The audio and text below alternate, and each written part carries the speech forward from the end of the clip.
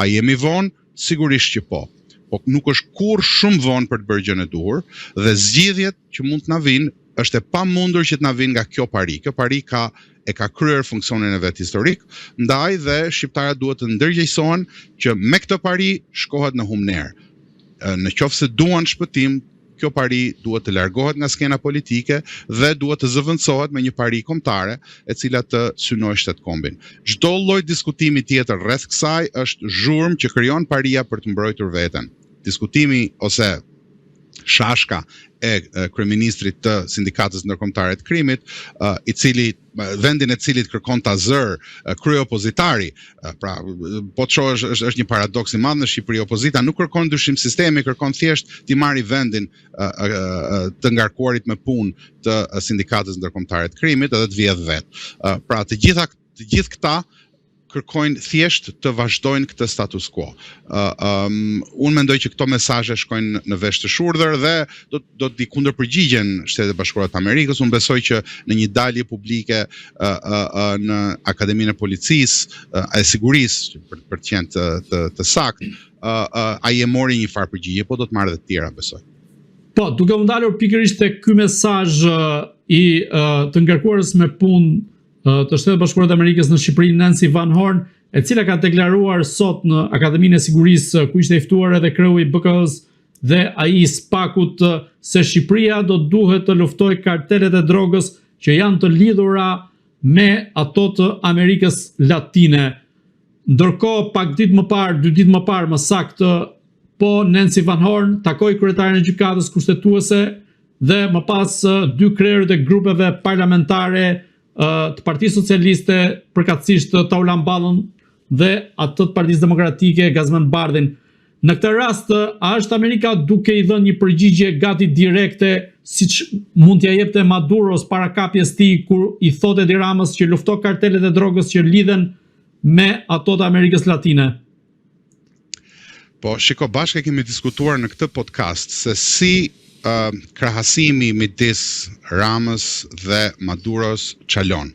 Çalon sepse pavarësisht ngjashmërive, në radh parë Maduro kishte ndërtuar shtet, nuk e ndërtoi vetë, e gjeti, domethënë është çavizmi, është përfaqësuesi i çavizmit dhe i bolivarizmit më thellë se sa aq. Pra, kishte shtet, Venezuela ka ushtri, Venezuela ka shërbime funksionale, Venezuela ka mjete shtetërore për të kontrolluar territorin e vet. Sigurisht që nuk ka aq mjete sa t'i kundërpërgjigjet një fuqie të madhe siç janë Shtetet Bashkuara të Amerikës, po kishte një shtet funksionues dhe normal. Tek ne politika dhe gjithë çfarë janë në këtë sistem që ekziston sot, nuk ka nevojë fare që të dërgohen as 20 ushtar, as 2 ushtar. Blehen për një premtim, për pushtet, për një karrige, për një tender, për një apartament, pra blehen shumë lirë. Politikanët tanë kanë treguar që e vetmja gjë të cilën e vlerësojnë deri në fund është paraja. Dhe kur ke të bësh me një shtet të ndërtuar në këtë lloj mënyre, është shumë më e thjeshtë për këdo që të manipulohet ky lloj shteti. Ndaj dhe unë mendoj që kundërpërgjigja ndaj kryetarit ose mëkëmësit të Sindikatës Ndërkombëtare të Krimit në detyrë, siç është kryeministri jon sot, nuk ka nevojë të jetë kaq e fortë. Mundet edhe të jetë aq e fortë nëse nevojitet, por nuk ka nevojë të jetë sepse nuk i ka këllqet aq të forta zoti Rama sa i ka Maduro.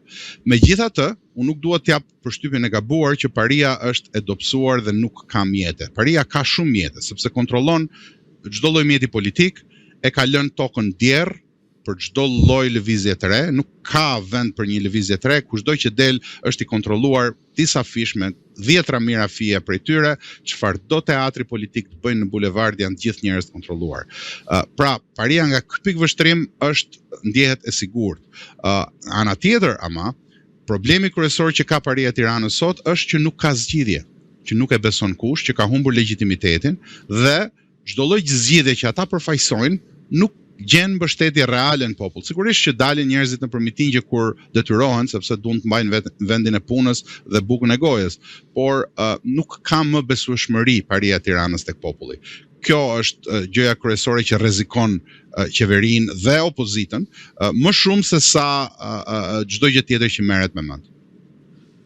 Në këtë rast, me të tilla mesazhe që po jepen ditë pas dite nga ana e Shtetit Bashkuar të Amerikës kundrejt qeverisë shqiptare, a mendoni se po i ngushtohet laku në kontekstin politik ndaj Edi Ramës dhe se ai do të detyrohet që të gjejë një zgjidhje politike qoftë për të dalë nga kjo lloj situate politike ku ndodhet vendi, apo qoftë për ta futur vendin në një lloj skeme të atill siç e keni cilësuar ju më parë, që mund të arrihet një lloj konsensusi publik në thonjza dhe më pas paria të vazhdojë me atë stabilitetin banal siç ka ndodhur deri më sot. Sigurisht që paria këtë kërkon, sigurisht që kanë hedhur teza dhe kanë djegur 10 figura të cilat vinë, dalin nëpër televizor sepse ju lejohet, se askush nuk del pa ju lejuar, bëjnë prezantimin e tyre, anatemohen nga pjesa tjetër, shahen, mallkohen nga pjesa tjetër, krijohet kjo lloj dinamike, por unë mendoj që kjo është më shumë zhurmë për të mbajtur opinionin publik me syt andej këtej dhe për të mos e lënë opinionin publik që të përqendrohet aty ku është thelbi. Thelbi është dështimi i çdo lloj mënyre. Këta mund ta gjejnë formalisht një mënyrë, po do të dështojë edhe ajo mënyrë. Nuk ka qeveri teknike e cila të funksionojë nëse nuk ka vullnet politik për të ndryshuar sistemin. Nuk ka qeveri teknike që t'i funksionojë zoti Rama në qoftë se ati ikën kontrolli i shtetit. Pa kontrollin e shtetit, zoti Rama është hiç.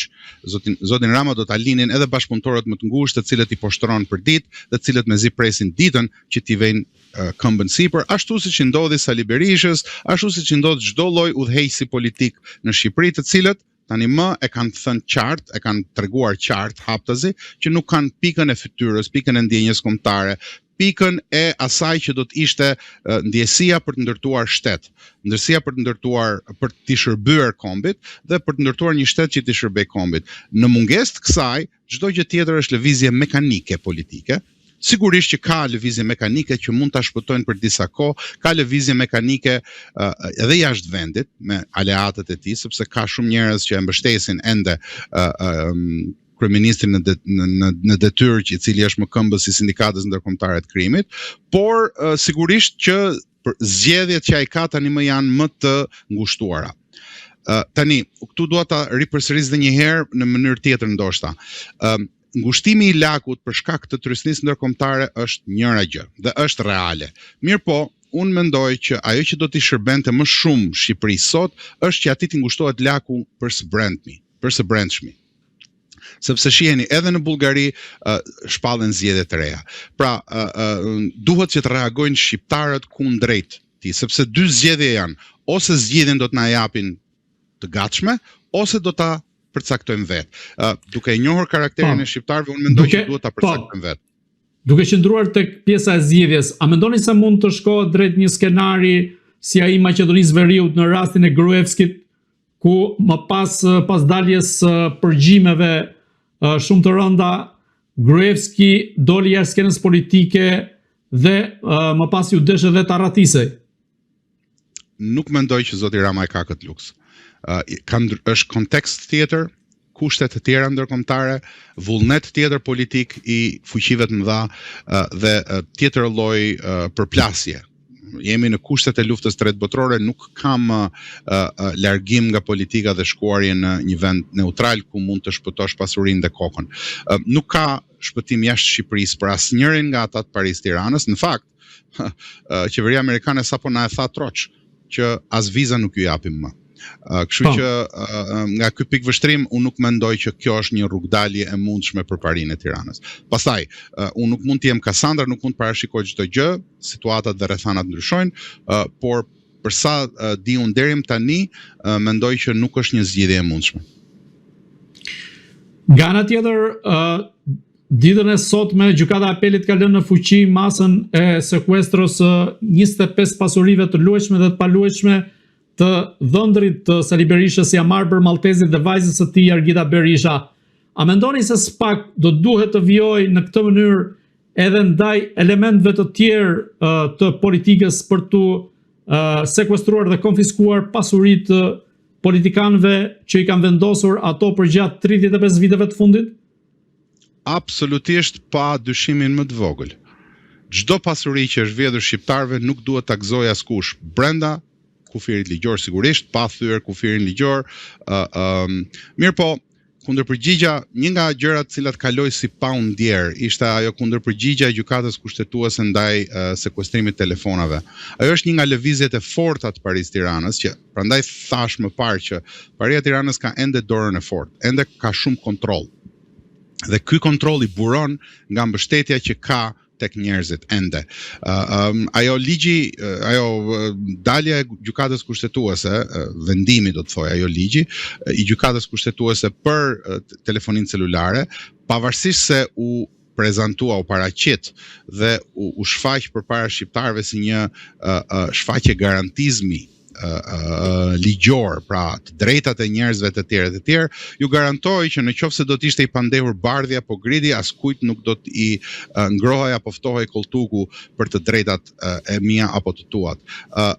Atyre ju është ngrohur apo ftohur koltuku sepse SPAK-u ka guxuar dhe ka prekur në majet më të larta të Parisë. Dhe andaj dhe ata janë të shqetësuar, andaj dhe para disa kohësh kryeministri në detyrë i Sindikatës Ndërkombëtare të Krimit tha mos guxoni të prekni telefonin tim. Telefonat e këtyre janë prova të gjalla të lidhjes së thellë të krimit organizuar me të gjitha palët. Për të dalë tek tema, se nuk dua që ta heq vëmendjen nga familja shumë entrepreneurial thuhet anglisht ose shumë sipërmarrëse e ish kryeministrit. Një pyetje do bëja unë, si ka mundësi, lista shumë e gjatë, unë e pash të publikuar listën, edhe nëse është e vërtet, nëse nuk ka shtesa, në shtypin shqiptar çfarë nuk ka, po nëse e marrin për të mirëqenë vërtetësinë e saj të plot, aty është një listë fort e gjatë. Dhe pyetja që duhet i bëjnë vetes shqiptarët është, ore si ka mundësi që familjarët e këtyre politikanëve të lartë janë kaq të aftë në biznes. Ta të gjithë kanë mbaruar të njëjtën shkollë.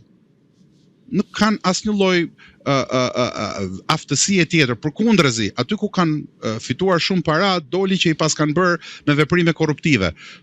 Pse pas kanë këta kaq shumë pasuri dhe nuk ka një person tjetër i cili ka punuar profesor universiteti për shembull? Çfarë ka më shumë Argita Berisha se sa një profesor tjetër i universitetit që ka dhënë drejtësinë? Çfarë ka më shumë zoti Maltezi se sa kanë shumë të tjerë që nuk kanë pasur vjerr ish kryeministrin? E pra, lista e këtyre pasurive është e gjatë sepse në Shqipëri kushdo që ka marr pjesë në Parinë e Tiranës, kushdo që ka qeverisur, kushdo që ka sunduar shqiptarët gjatë këtyre viteve, e ka bërë me vetëm qëllim për pasurim. Në fakt, duhet thënë që në krahasim me shumë të tjerë, lista nuk është aq e madhe sa pritej, po duhet parë se cilët janë të tretët, se Paria e Tiranës nuk i mban të gjitha në emrin e vet, ka të tretë, ka të katërt, dhe po të hyet shumë thellë, atëherë dalim në ca llogarira jashtë Shqipërisë, të cilat janë të vërteta shumë të pakëndshme për shumë kënd.